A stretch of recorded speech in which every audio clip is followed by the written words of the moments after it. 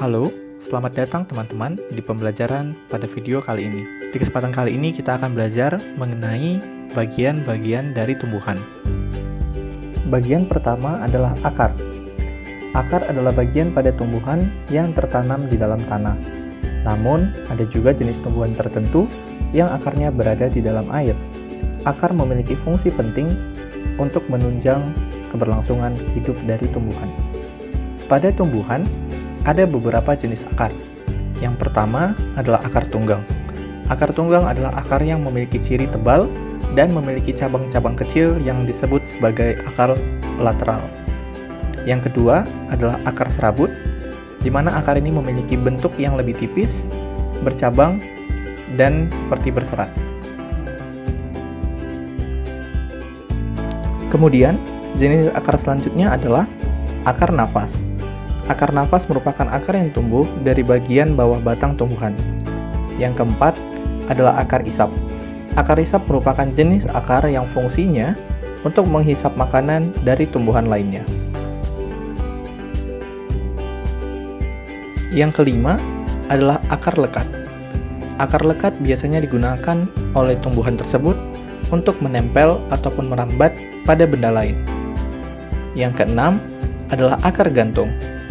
Jenis akar ini tumbuh dari bagian atas batang tumbuhan dan menjulur ke arah basah.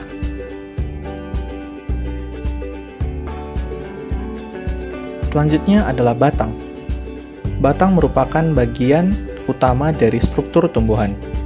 Batang berfungsi untuk menopang bagian tanaman lainnya seperti daun, buah, bunga, dan juga pucuk. Umumnya, batang pada tumbuhan akan tumbuh ke arah cahaya. Kemudian, ada beberapa jenis batang. Yang pertama adalah batang tidak berkayu. Batang ini tidak memiliki kambium, bersifat basah, lunak, dan banyak mengandung air. Yang kedua adalah batang berkayu.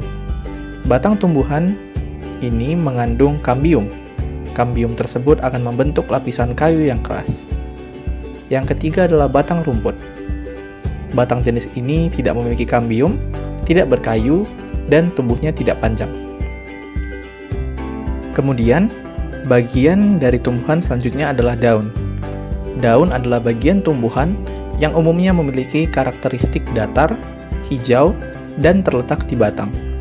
Daun merupakan tempat berlangsungnya fotosintesis menggunakan karbon dioksida dan air di bawah sinar matahari, dan juga melibatkan zat hijau pada daun.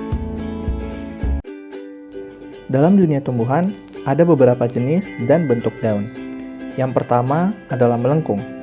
Bentuk daun melengkung dapat dilihat dari bentuk tulang daunnya. Daun dengan bentuk melengkung ini dapat kita jumpai seperti pada tanaman eceng gondok. Yang kedua adalah menyirip. Jenis bentuk daun ini memiliki bentuk mirip tulang-tulang ikan. Kemudian, yang ketiga adalah mencari. Daun dengan bentuk tulang mencari memiliki bentuk tulang seperti telapak tangan yang dibuka. Dan yang keempat adalah sejajar. Daun dengan bentuk tulang sejajar merupakan bentuk daun yang memiliki garis-garis sejajar pada daunnya. Kemudian, bagian pada tumbuhan selanjutnya adalah bunga. Bunga berperan sebagai organ reproduksi pada tanaman. Bagian-bagian pada bunga terdiri dari kelopak, mahkota, benang sari sebagai organ reproduksi jantan, dan putik sebagai organ reproduksi dari betina. Selanjutnya adalah buah. Buah merupakan hasil selanjutnya dari proses penyerbukan pada bunga. Buah memiliki berbagai macam bentuk, warna, dan aroma yang berbeda-beda. Buah melindungi biji dari lingkungan sekitarnya saat sedang berkembang. Buah juga berfungsi untuk menyediakan cadangan makanan ketika melakukan perkecambahan. Selanjutnya, kita akan mengenal apa itu tumbuhan dikotil dan juga tumbuhan monokotil.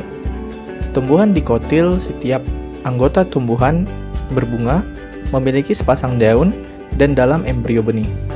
Ada sekitar 175.000 spesies tumbuhan dikotil yang dikenal dan tersebar. Adapun ciri-ciri dari tumbuhan dikotil adalah sebagai berikut. Yang pertama, memiliki sepasang kotiledon atau bakal daun yang terbentuk dan melekat pada embrio dengan hipokotil.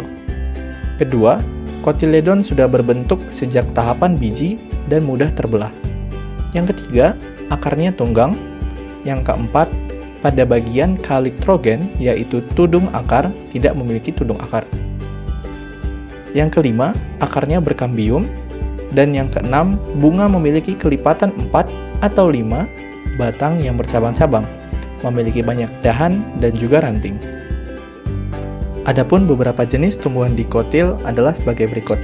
Yang pertama, tumbuhan getah-getahan, seperti singkong, karet, dan puring. Kemudian polong-polongan, seperti putih malu, petai, flamboyan, kembang merak, kacang kedelai, dan kacang tanah. Yang ketiga adalah terong-terongan, seperti kentang, terong, tomat, cabai, dan kecubung. Selanjutnya ada jenis jeruk-jerukan seperti jeruk manis dan juga jeruk bali. Ada juga tumbuhan kapas-kapasan seperti kembang sepatu dan juga kapas. Ada juga tumbuhan jambu-jambuan, cengkih, jambu biji, jambu air, dan jambu monyet. Yang terakhir adalah jenis tumbuhan komposit seperti bunga matahari, bunga dahlia, dan juga bunga krisan. Selanjutnya adalah tumbuhan jenis monokotil. Tumbuhan monokotil merupakan tumbuhan yang memiliki biji tunggal tidak terbelah atau hanya berkeping satu. Ada sekitar 60.000 spesies monokotil, termasuk rumput sejati dan anggrek. Sebagian besar dari mereka dibedakan oleh keberadaan satu daun biji dalam embrio yang terkandung dalam biji.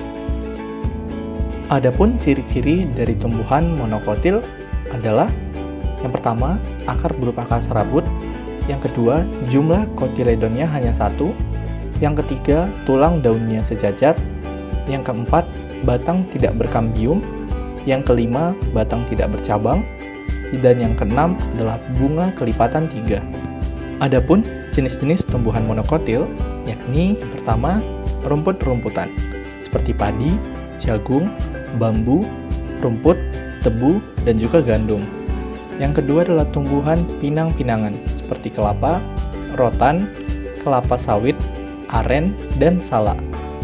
Yang ketiga adalah jenis tumbuhan jahe-jahean, seperti kunyit, jahe, dan lengkuas. Yang selanjutnya adalah tumbuhan nanas-nanasan seperti nanas, kemudian pisang-pisangan seperti pisang ambon, pisang kipas, dan yang terakhir adalah jenis tumbuhan anggrek-anggekan seperti anggrek bulan dan anggrek macan.